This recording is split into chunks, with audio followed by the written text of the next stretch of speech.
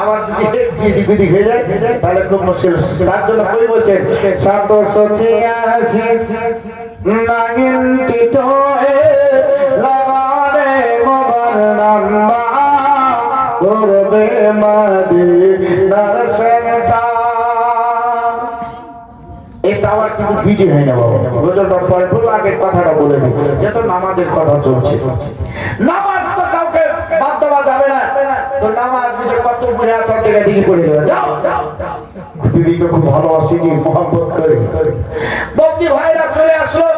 আসার পর একটা বুড়হাট মাজারে দাঁড়িয়েছে, কোনোদিন মসজিদে আসেনি, বুড়হাট মাজারে দাঁড়িয়েছে। তো বুড়হাট আমার দিয়ে তাকান, বুড়হাট এইভাবে নিয়াত কেরাত বাঁধতে না বাঁধতে হাত ছিটিয়ে দিচ্ছে। যুবক ভাবছে মনে হয় যে তাহলে নিয়াত করতে গেলে হাত ছিটিয়ে হয়, এই তো কোনোদিন তো মসজিদ আসেনি, দুইটা তো বুড়া মানুষ মসজিদকে হিলাইতে পারেনি। আমি এত জোরে হাত ছিটিয়ে পুরো মসজিদকে হিলাই দিব।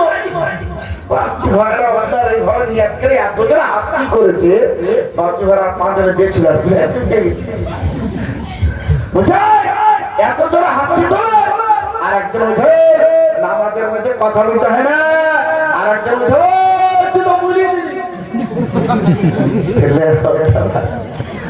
কি আর করবে, খুব মুশকিল।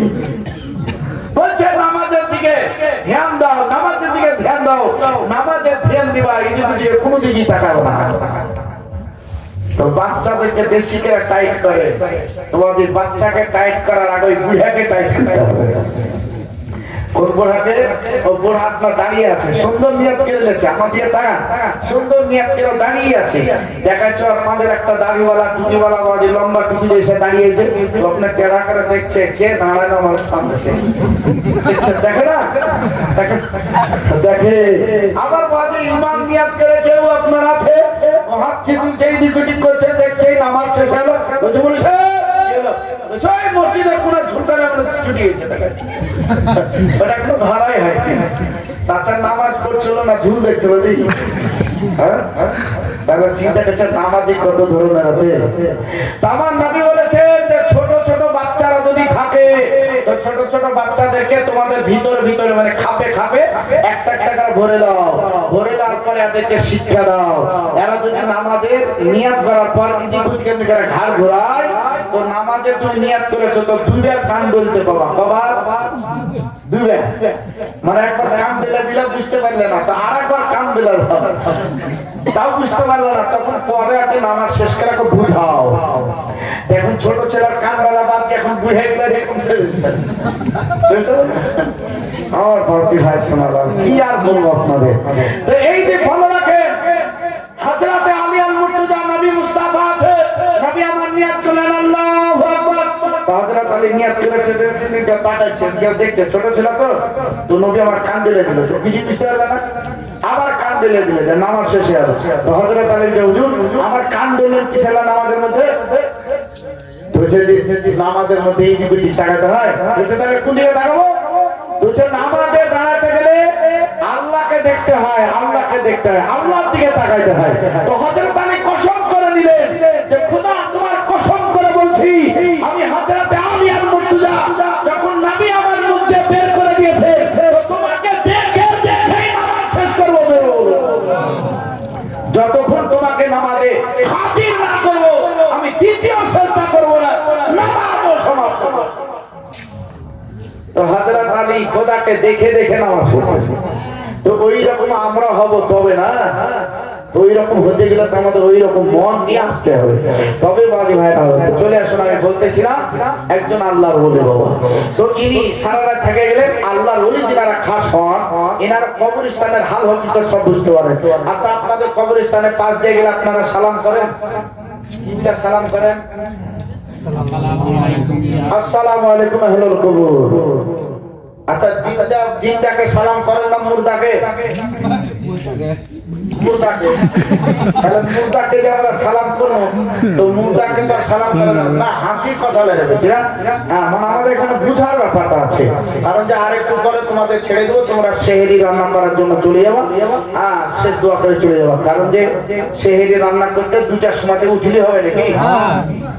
2টার সময়তে উঠলে হবে, পুনে 1টা বাজিয়ে গেল, চিন্তা করে নেবো। এই আর 2-4টা কথা বলি, সেহেরি টাইম হয়ে যাবে। চিন্তা করে না, একবার ঠিক টাইমে ক্যাম্প করে তোমাদের ছেড়ে দেবো, তোমরা শহরে রান্না করার জন্য চলে যাও। আর এখন ছেড়ে দিলে শরীরটা ঢিসমিস ঢিসমিস করবে, ঢিসমিস করবে না, এই আসো করতে করতে দেখাচ্ছে চোখটা বন্ধ হয়ে বা সেদিকে মনীষা হয়েছে শহরের টাইম শেষ, আপনারা নিয়াত করুন। দুর্ভাগ্যটা আমাকে এখনই ডাকলে থাকবে মুশকিলে পড়ে যাবে। ওর জন্য ভাবছি আর কিছুটা সময় একসাথে অতিক্রম করে দিই, কি আপনারা চান? আচ্ছা তো তাহলে ঠিক আছে বাবু। তোমার বাপজি ভাই শোনালাম তো দেখেন আল্লাহর ওলি যেনারা ভালো আল্লাহর ওলি খাস এনারা কিছু কবরের হালত সব বুঝতে পারেন। তো আমরা এই যে কবরে সালাম করি, কবরে সালাম করি আমরা জিন্দা জেনে সালাম করি। আপনাদের কবরস্থানে যারা আছে সবাই জিন্দা আছে, বডি সরে পচে নষ্ট হয়ে যেতে পারে, ওই বডি পুনরায় আবার আল্লাহ তৈরি করবেন মুহূর্তের মধ্যে, কিন্তু রুহুর মরণ হয় না, রুহুটা ওই আদম নবীর সামনে তৈরি করা হয়েছে। ওই রুহু কবরে থাকে, তাই আমরা সালাম করি, তো ওনার সালামের জবাব পর্যন্ত দেন। জোরে বলুন। আর শুনতে পান না দেখতে পান, তো নবী আমার বলছেন যে তোমরা কবর জিয়ারত করো, আর কবর যখন জিয়ারত করবে তো পশ্চিম দিকে তোমরা দাঁড়িয়ে পূর্ব দিকে মুখ করবে, তো কবরবাসী দেখতে চিনতে সুবিধা হয়। এই কথাটা বলতে হবে, আমার কিন্তু টাইম হয়ে গেল। চলে আসলো আমি তো নিজের লেখা গজল একটা শোনাবো, শোনাবো নিজের কিন্তু লেখা গজল একবার বাকি দুটা করে মাত্র শোনাবো। একবার মহাব্বাতে বলুন তো সুবহানাল্লাহ। আর কি দিতে হবে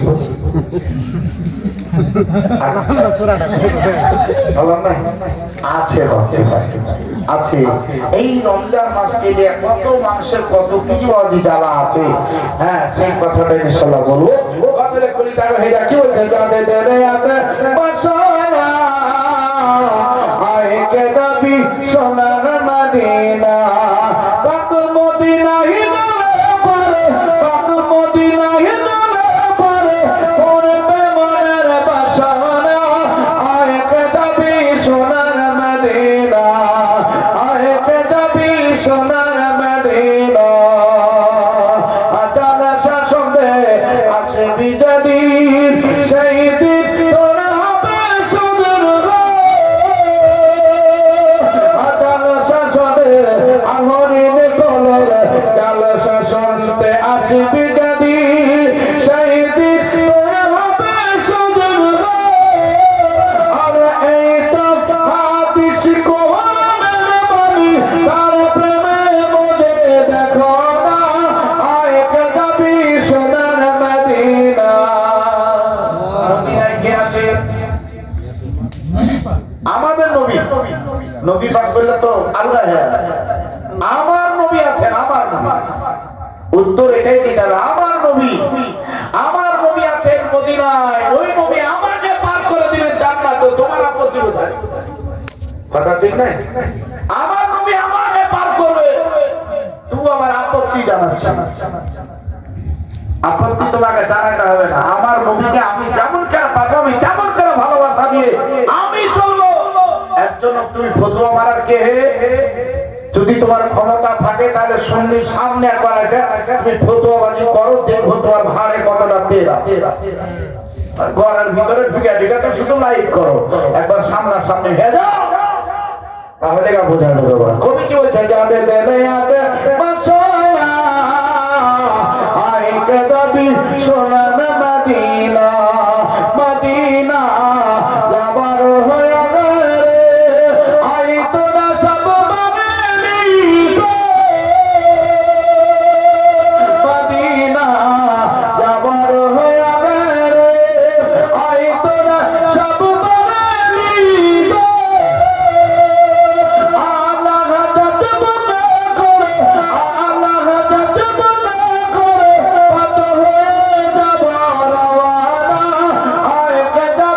সোনার মদিনা, যাদের দিলে আছে বাসনা আয় কে যাবি সোনার মদিনা।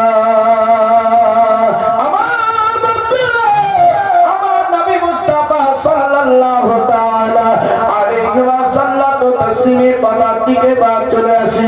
আল্লাহ বলি বলে আমি এশার নামাজটা পড়ার পরে আমি যখন কালকার কবরে কবরস্থানের দিকে নজর করতে আরম্ভ করলাম। মুর্দা ব্যক্তিরা আপন আপন কবরের মাথাতে বসে বসে একে অপরের সঙ্গে কথাবার্তা আলোচনা করতে আছে। কাউরি কবরটা গোলাপ ফুলের বাগিচা, কাউরি কবরটা দেখতে আছি নরাব্বি নুরিল্লাহ, কাউরি কবরটা দেখতে পাচ্ছি প্রসাদা, আবার কাউরি কবরে আজাব দেখতে পাচ্ছি। আমি দেখতে দেখতে একটা কবর দেখতে পাচ্ছি অন্ধকারে অন্ধকার, এত অন্ধকার। ওই কবরটাই একটা ছোট্ট বাচ্চা আছে, সেই বাচ্চাটা 18 বছর কমপ্লিট হয়েছে। বাচ্চারা ওই কবরটাই বাচ্চাটা চিৎকার করে, বাপরে মারে করে চিৎকার করতে আছে। কবি বলছেন হিন্দু সীতা পাকিস্তান চলো রে এবার কবর সেটা, চলো রে এবার কবর সেটা। কবরে তোমায় যেতে হবে, হিসাব তোমায় দিতে হবে। কবরে তোমায় যেতে হবে, হিসাব তোমায় দিতে হবে। হিসাব না দিলে মারবে না, চিৎকার করবি বাপরে বা। আল্লাহ বলি বাচ্চাটার কাছে উপস্থিত হয়ে গেল। আল্লাহ বলি কি আশা করতে আছে? এই বাচ্চা তোমার কবরটা অন্ধকারের কারণটা কি? বাচ্চাটা বলতে আছেন হুজুর আমার 3 বছর ইন্তেকাল হওয়া হলো, 3 বছর ধরে আমার কবরটা অন্ধকারে অন্ধকার, আমার জন্য এখন পর্যন্ত একটা কবরে নেকি আসেনি।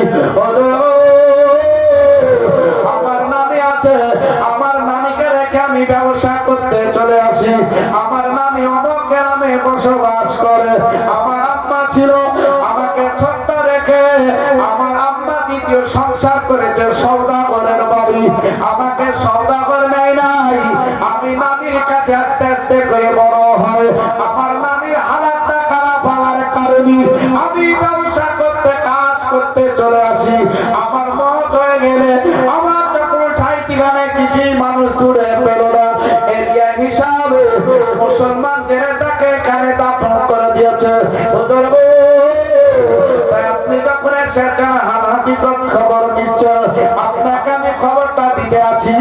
আমার নানিকে যাওয়ার পরে আপনি একটু খবর করিয়েন, কারণ যে টেলিফোনের যুগ ছিল না যে হ্যালো করে মানুষ তাকে জানিয়ে দেবে। আমার নানির খবর যদি না পান, তাহলে আপনি সওদাগরের বাড়ি আমার মায়ের সঙ্গে দুটো কথাবার্তা বলিয়েন। আর রহম করলে আমার কবরে নেকি পৌঁছালে আল্লাহ কবরটা প্রসাদা করবে, আমার কবরে আযাবকে দূর করে দেবে।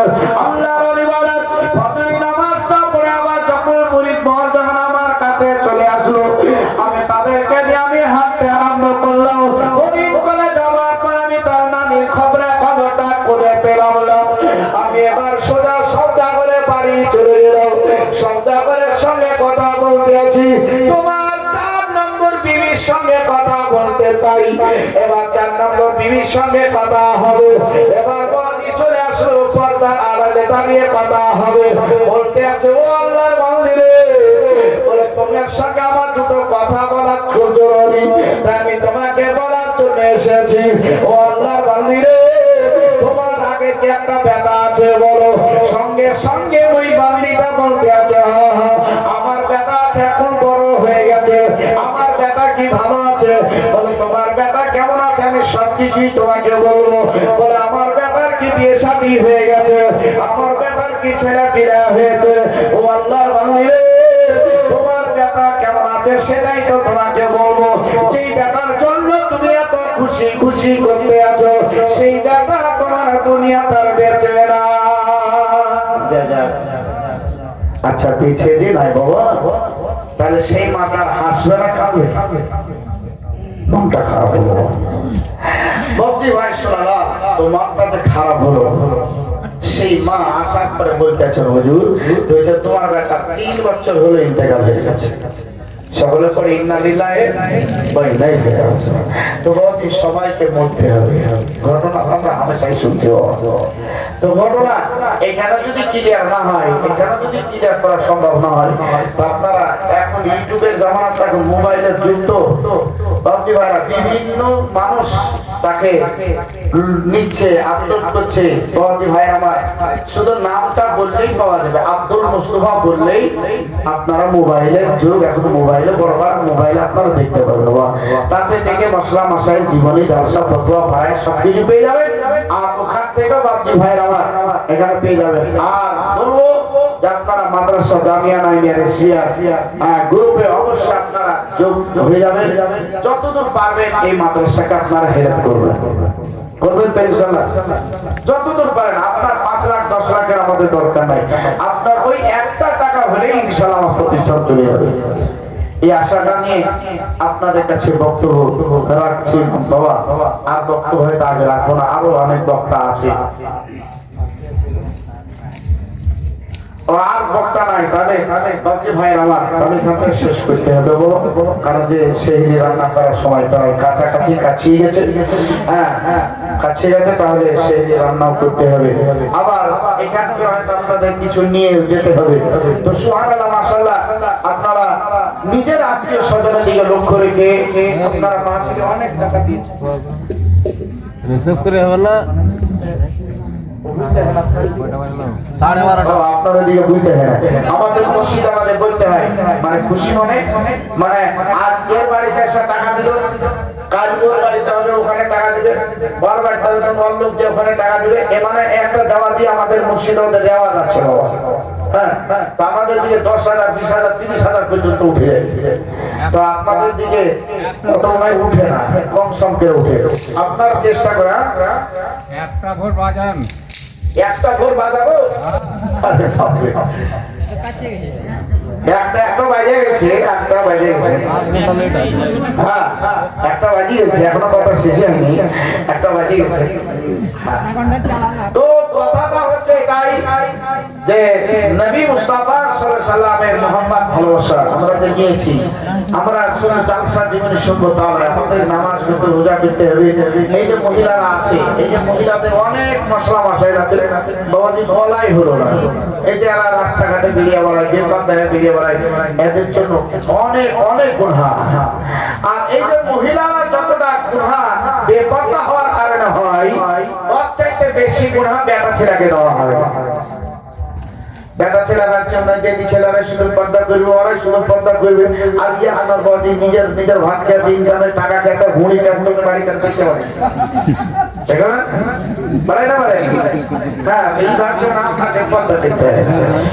ভাইরা একের পর্দা করা যতটা খরচ, ওই বেটা ছেলে কতটাই। তোমাকে পর্দা করতে হবে। তো তোমার পর্দা কত আছে, তোমার এই হাত থেকে দিয়া, কহিনা থেকে দিয়া, আর এই গলার আখের দারমিয়ান পর্যন্ত এই বাকি টুকখান তোমাকে একবারে ঢাইকা রাখতে হবে। এইগুলো ঢাইকা রাখা একটু ফরজ। একটা ছেলে দুপুরে চলে এসেছে, আসার পরে চুপচাপ বসে আছে, আর এমনিকার ঠ্যাংলা আছে, বুঝছেন না? তো একটা লোক বিকালবেলা মানে বিকাল বুঝতে পারছেন তো, বৈকাল বেলায় আপনার টুকটুক টুকরে চলে এসেছে। তো দেখছে ছেলেটা ওর আগে চলে এসেছে। কখন আসলি? তো আমি দুপুরে এসেছি। বুড়াটা বলছে যে আমি হয়তো না, আমি আগে আসবো, তুই আমার আগে চলে আসবি। বলছে হ্যাঁ রে, প্রোগ্রাম তো চালু হবে রাত 9টায়, তো তুই দুপুরে এসে এখানে বসে আছিস, তো তোকে ভোগ লাগবে না? তো চলে লাগলো, কি হলো? তুমি দেখবা নাকি? কি দেখাবি? তো ব্যাগ থেকে মোটা মোটা রুটি বাইর করছে। মোটা মোটা রুটি হয় আমাদের ওইদিকে, হয় মোটা মোটা কালাই রুটি হয়। তো মোটা মোটা রুটি দেখাচ্ছে, বলছে রুটি খাবো কিন্তু জায়গা ছিল না। তো রুটি খাবি তো পানি লাগবে না, এই দিক থেকে বোতল হয়ে দেয় পানি। বলছে পানি খাবো কিন্তু জায়গা ছিল না। তো বুড়াটা বুঝছে, ছোট ছেলেটাকে, যে তুই রুটি খাবি, তুই পানি খাবি, তো তাহলে এগুলা খেলে পরে এগুলা ফের তোকে আদার করতে হবে, আদার করতে হবে না? তো ফের আবার বরসাতি জিটা দেখাচ্ছেন আপনারা, তো বরসাতি জিটা বাইর করা দিচ্ছে, এতে আদার করবো কিন্তু জায়গা ছিল না। বলছে কেন রে? বলছে ব্রো, আরে আগে বসে ইন্টারেস্ট পরে তার পিছনে নাই, আগে বসে আমাদের পিছনে নাই, তো কি পাওয়া যাবে? তো বাচ্চাটা বুঝে আগে বসলে পারে, আর মাথা থেকে পাপে যত খুঁটিনাটি সব দেখতে পাওয়া যায়, পিছনে পাওয়া যাবে না। তো বাবজি ভাইরা আর যার সাথে বলছে আগে এসো তো আগাইতে চাহে না কেন আগাইতে চায় না ও মন মুখে কি দেখবে আমার দাদা খান কাপড় বেঁধে নিয়েছে আর একটা লম্বা ঝাড়া দেখতে ঠিক দেখতে পাওয়া যায় নবী আমার বলছেন এই মাহফিলে যত আগে আসবে তত নাকি আর ওই মাহফিলে যত মাঝে এরকম দেখো তত পুরা ওটা কোন মাহফিল সেই নাচ গানের মাহফিল ওখানে বললে জাহান্নামী আর এখানে বললে পরে জান্নাতি যেহেতু জান্নাতি মাহফিল আমার বাপজি ভাই শোনালাম আমার বাপজি আরজি করেছে তো ঘটনাটা কি 5 মিনিটের মধ্যে কি দেখতে আমাদের সাথে একটা আপনারা সিদ্ধান্ত নেন আমি বিদেশি মানুষ আপনারা যেটা করবেন সেটা আমাকে বলে মজা শেষ করতে হবে আজকে জানেন আমি এটা চাই না যে কাউকে দুঃখ দেবো কাউকে কিছু বলে দেবো তো সুবহানাল্লাহ মাশাআল্লাহ আলহামদুলিল্লাহ আমার নবী মুস্তাফা সাল্লাল্লাহু আলাইহি কথাই বলাতে ভাইরা বলছিলাম কবর জিয়ারত করো তো সাহাবীরা বলেন হুজুর কবর জিয়ারত করব তো নবী আমার বলেন প্রতিদিন কবর জিয়ারত করো তাই এটা শুনালেন বসেন 5 মিনিট প্রতিদিন তোমরা কবর জিয়ারত করো সাহাবীরা বলতে আছেন ইয়া রাসূলুল্লাহ ইয়া হাবিবাল্লাহ নবী গো প্রতিদিন যদি কবর জিয়ারত করি প্রতিদিন যদি আমরা কবরস্থানে যাই তাহলে পরে আমাদের বাড়ির সংসার চলবে না কারণ আমরা অত্যন্ত দরিদ্র অত্যন্ত গরিব মানুষ প্রতিদিন কবরে যদি জিয়ারত করতে যাই তাহলে আমাদের বাড়ির হাড়ি চুলা বন্ধ হয়ে যাবে তখনকার সাহাবীদের কথা বলতে আছেন সাহাবীদের সারা দিনে ইনকাম 1 টাকা 2 টাকা হতো কত হতো 1 টাকা 2 টাকা 5 টাকা এরকম ইনকাম হতো তখনও সাহাবীদের 2টা 3টা করে বিবি ছিল আর 15-20 টাকার বাচ্চা ছিল কত ছিল 15-20 টাকার বাচ্চা অতি 1 টাকা ইনকাম তবু কিন্তু তার টাকা খরচ করে বেঁচে গেছে জোরে বলুন আর এখন মধ্যে ভাইরা 50,000 টাকা মাসে ইনকাম একটা বাচ্চা তাও দোকানে 1,500 টাকা মাসে ভাত থেকে যায় তখন বরকত ছিল এখন আর বরকত না কেন তুমি নিজে থেকে বরকত কমিয়ে দিয়েছো আমার বাদিরা নবী মুস্তাফা বলতে দেন সাবিরে আমি নবী মুস্তাফা বলতে আছি তোমরা প্রতিদিন যদি না করো তাহলে সপ্তাহে তোমরা 3 দিন কবর জিয়ারত করো ইয়া রাসূলুল্লাহ কোন দিন কবর জিয়ারত করব নবী আমার বলছেন বৃহস্পতিবার দিন শুক্রবারের দিন এবং সোমবারের দিন ইয়া রাসূলুল্লাহ এই 3 দিনের মধ্যে সবচাইতে কোন দিন বেশি ভালো আমার নবী মুস্তাফা বলছেন সোমবারের দিন কেন নবী আমার বলছেন সেই দিন তোমার নবী দুনিয়াতে আসার পর উজালা হয়েছে তাই তোমরা সোমবারে কবর জিয়ারত করো ইয়া রাসূলুল্লাহ আমরা সোমবারের দিন বললে আমাদের মসজিদে আমাদের গ্রামে সোমবারে পাওয়া যায় না শুক্রবারে বললে 4টা লোক পাওয়া যায় আপনি যেদিন কবর জিয়ারত করুন না কেন কোনো অসুবিধা নাই সাহাবীরা বলছেন হুজুর সোমবারে যদি জিয়ারত করতে না পারি তাহলে কি আমাদের কবর জিয়ারত করা বাদ হয়ে গেল নবী আমার বলছেন আরে তোমরা যদি সপ্তাহে কবর জিয়ারত করতে না পারো তাহলে 15 দিনের মাথায় একদিন তোমরা কবর জিয়ারত করো ইয়া রাসূলুল্লাহ যদি আমরা এটা না পারি নবী আমার বলছেন মাসে তোমরা একদিন কবর জিয়ারত করো যদি এটাও সম্ভব না হয় তাহলে 2 মাসে একদিন কবর জিয়ারত করো তাহলে 3 মাসে একদিন কবর জিয়ারত করো নবী আমার এইভাবে বলতে বলতে নবী আমার বলছেন বছরে একদিন অবশ্যই তোমরা কবরে দেখা করতে যাও নবী আমার বলছেন সেই দিনটা হচ্ছে লাইলাতুল বারাত অর্থাৎ শবে বারাতের দিন আল্লাহর জিয়ারতের দিন আর সেই দিন সমস্ত মুর্দাবাদীকে ছুটি দিয়ে দেওয়া হয় আপনার আপন বাড়ির দরজার কাছে ডেকে দেওয়ার জন্য চলে আসে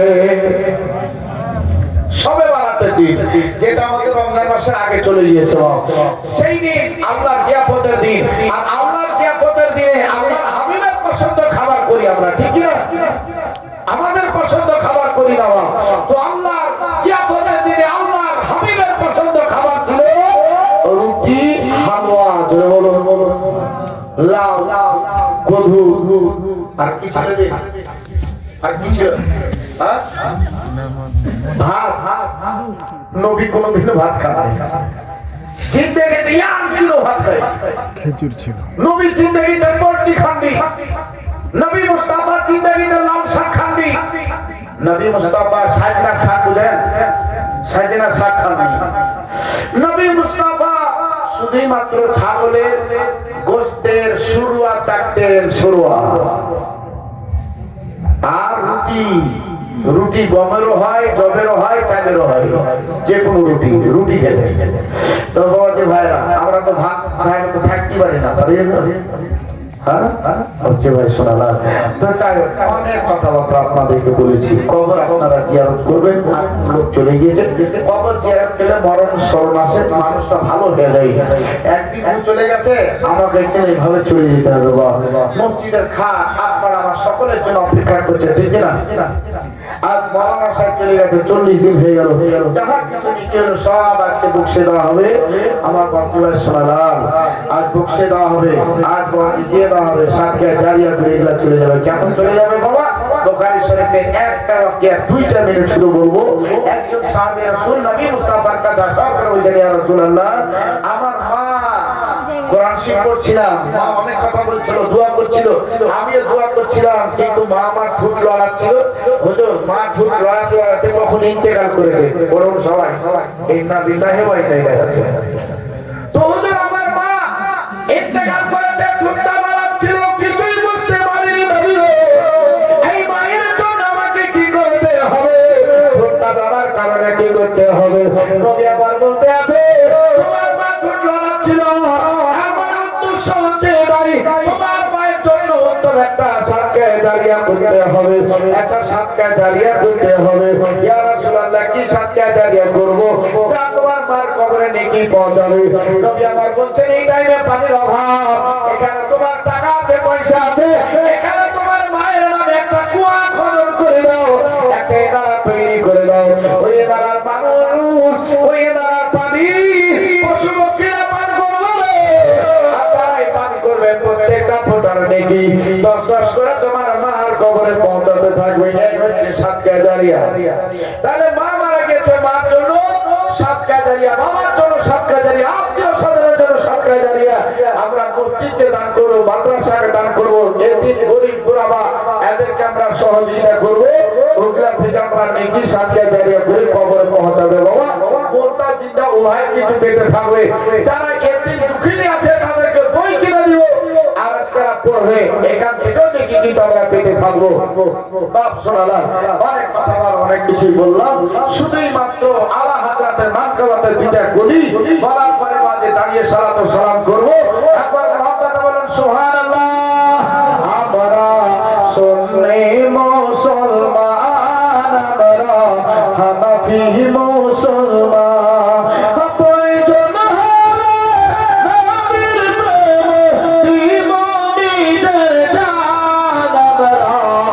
সুন্নি মুসলমান আমরা হানাফি মুসলমান দয়ার নবী নূরের ছবি দিবি মোদের সাহারা তাছাড়া হরদম গোসে আজম দিচ্ছেন মোদের পাহারা ভারতের রাজা আজমির খাজা হয়ে মোদের নেখাবা আমাদের সরতাজ আলা হযরত মুস্তাফা রেজা খা বাতায় রেখেছেন হাত মোদের জামাল রেজা খান আমরা সুন্নি মুসলমান আমরা হানাফি মুসলমান সুবহানাল্লাহ আর একটু মোহাম্মদ ইয়া রাসূলুল্লাহ নারে তাকবীর একটা হাত দিয়ে বলে নারে তাকবীর নারে সালাত ওসকা দাওয়াত খাজা কা দাওয়াত খাজা কা হিন্দুস্তান মসরা কে আলা হযরত আহলে সুন্নাত ওয়াল জামাত নারে তাকবীর আমরা সুন্নি মুসলমান আমরা হানাফি মুসলমান আমাদের এটাই তোমার হয়েছে নূর নবী গোলাম উঠতে বসতে চলতে ফিরতে অনি নবীকে সালাম আমাদের এটাই তোমার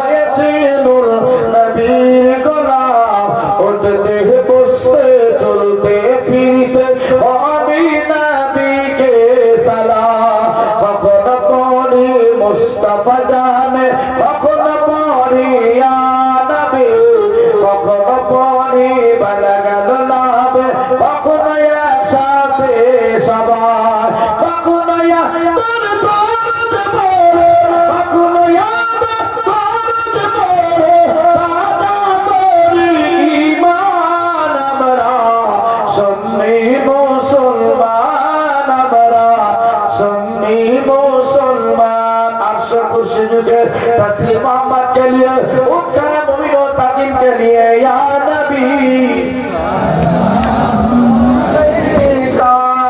या रसूल सलाम अलैका या हबीब सलाम अलैका सलवातुल्लाह अलैका हबीबी या रसूल अल्लाह या हबीबी কবরে যখনই যাব অকত মারি দিদার পাব দিদারে খুশি মানাব দাঁড়িয়ে সালাম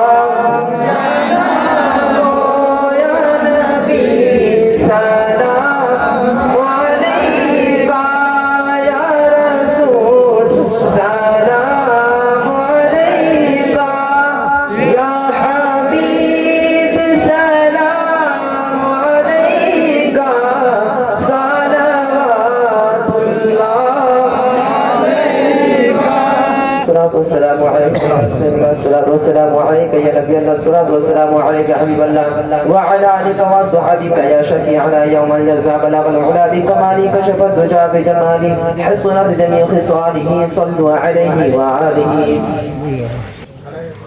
أعوذ بالله من الشيطان الرجيم بسم الله الرحمن الرحيم قل يا أيها الكافرون لا أعبد ما تعبدون ولا أنتم عابدون ما أعبد ولا أنا عابد ما عبدتم ولا أنتم عابدون ما أعبد لكم دينكم ولي دين. بسم الله الرحمن الرحيم قل هو الله أحد الله الصمد لم يلد ولم يولد ولم يكن له كفوا أحد.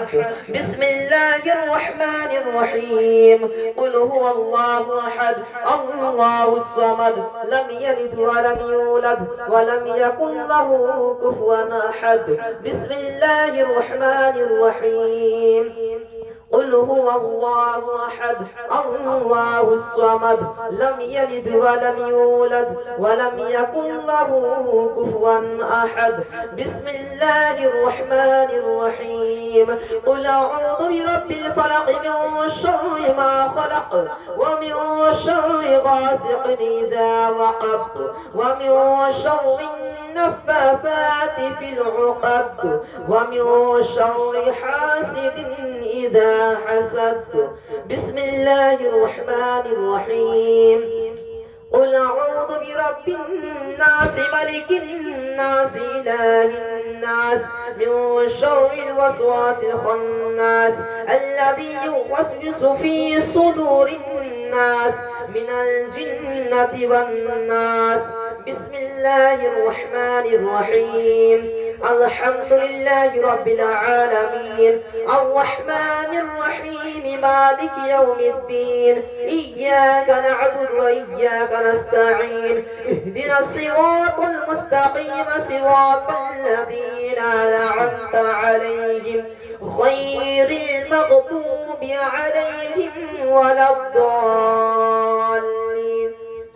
بسم الله الرحمن الرحيم ألف لام ميم ذلك الكتاب لا ريب فيه هدى للمتقين الذين يؤمنون بالغيب ويقيمون الصلاة ومما رزقناهم ينفقون والذين يؤمنون بما أنزل إليك وما أنزل من قبلك وبالآخرة هم يوقنون أولئك على هدى من ربهم وأولئك هم المفلحون.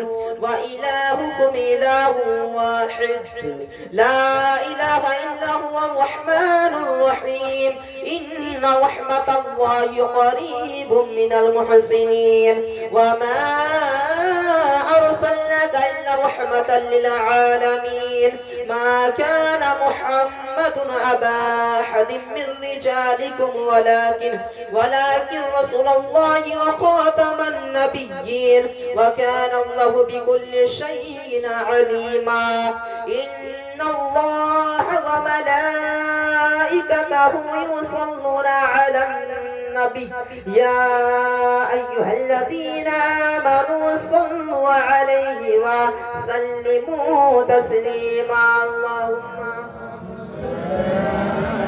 سيدنا مولانا محمد وعلى آل سيدنا وعلى آل سيدنا مولانا بسم الله الرحمن الرحيم قد جاءكم من الله نور وكتاب مبين وما أرسلناك إلا رحمة للعالمين أعوذ بالله من الشيطان الرجيم ألا إن أولياء الله لا خوف عليهم ولا هم يحزنون الذين آمنوا وكانوا يتقون سبحان ربك رب العزة عما يصفون وسلام على المرسلين والحمد لله رب العالمين.